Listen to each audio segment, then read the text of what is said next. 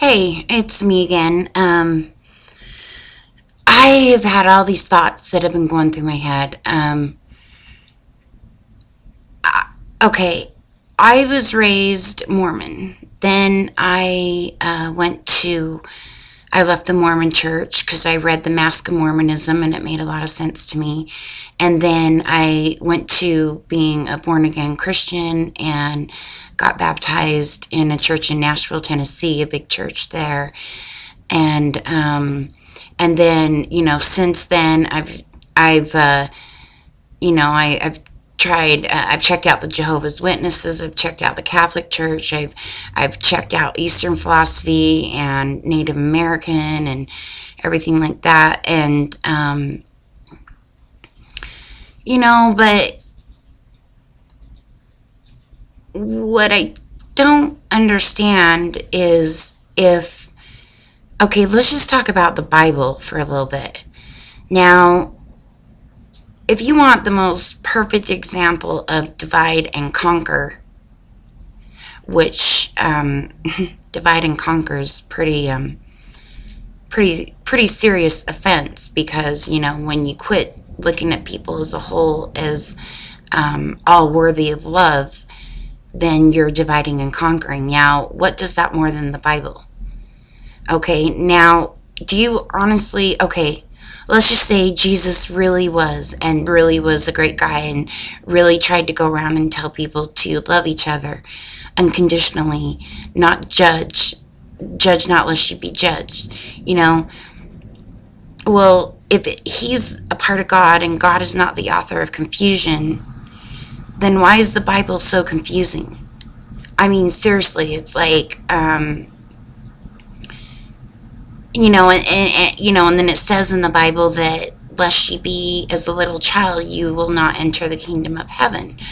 Well, a little child, I think the whole basis behind that is to remain pure and to keep things simplistic, because love is simplistic. Look at a little child, they love freely. No one has to teach them how to do that, correct? Okay, so, and then there's a passage in the Bible that says,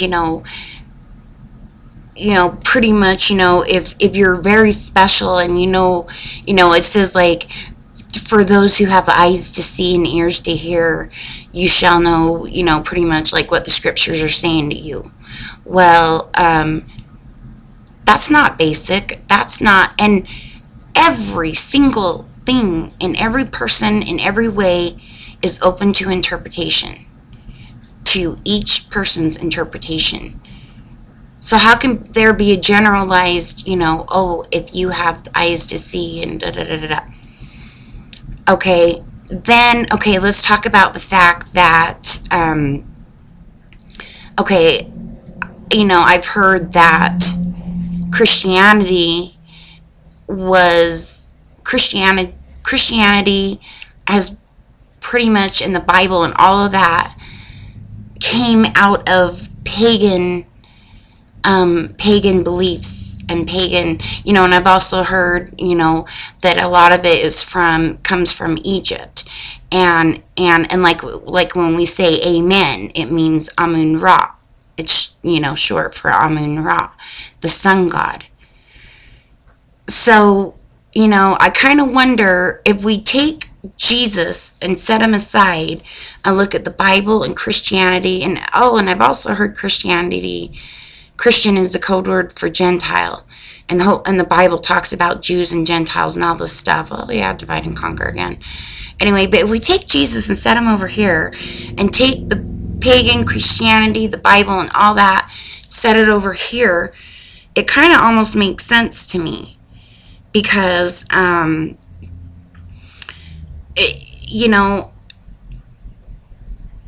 something in me, this feeling and these thoughts won't go away that Jesus really was an awesome person. Jesus really did teach unconditional love. He went to the Sadducees and Pharisees and called them hypocrites because they belong to a religion.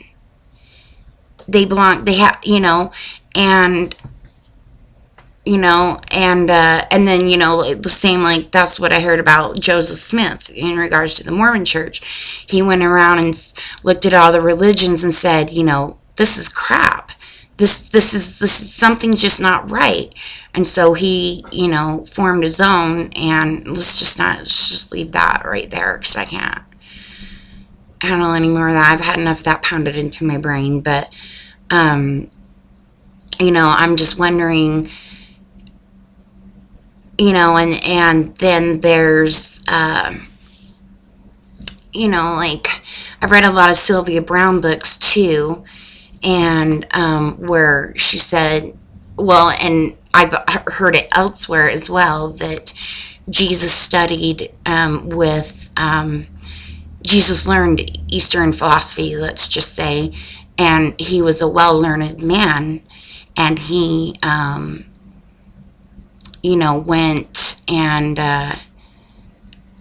pretty much traveled all over the place trying to find truth, which and purity and love and light, and he did that, and because he was so concerned for people's welfare, and now, okay, I've checked into like Satanism and things like that, and it's kind of weird. It seems like that all ties in with the whole Catholicism and that whole cabal, okay? And I think they've tried to almost like, okay, it's just really interesting to me that they say that the Christian church was formed from paganism, which would be kind of like, Satanism,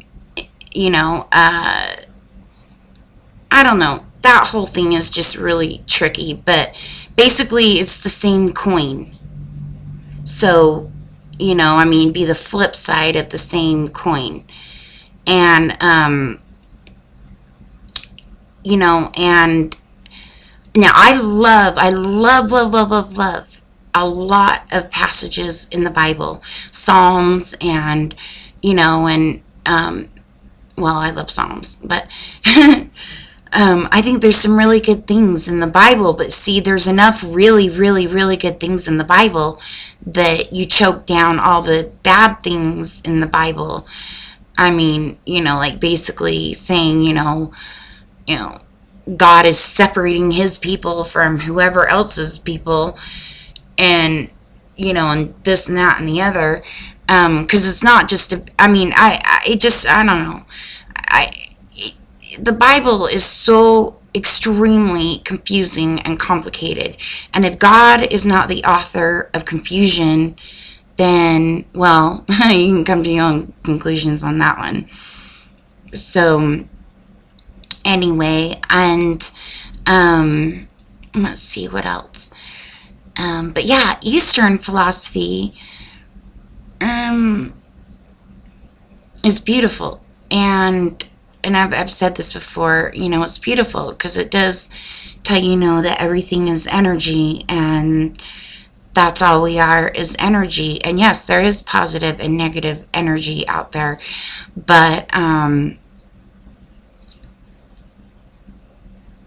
there's no set of, I don't know how to explain that. Just it sits well with me, yet there seems like there's no recourse. There's no,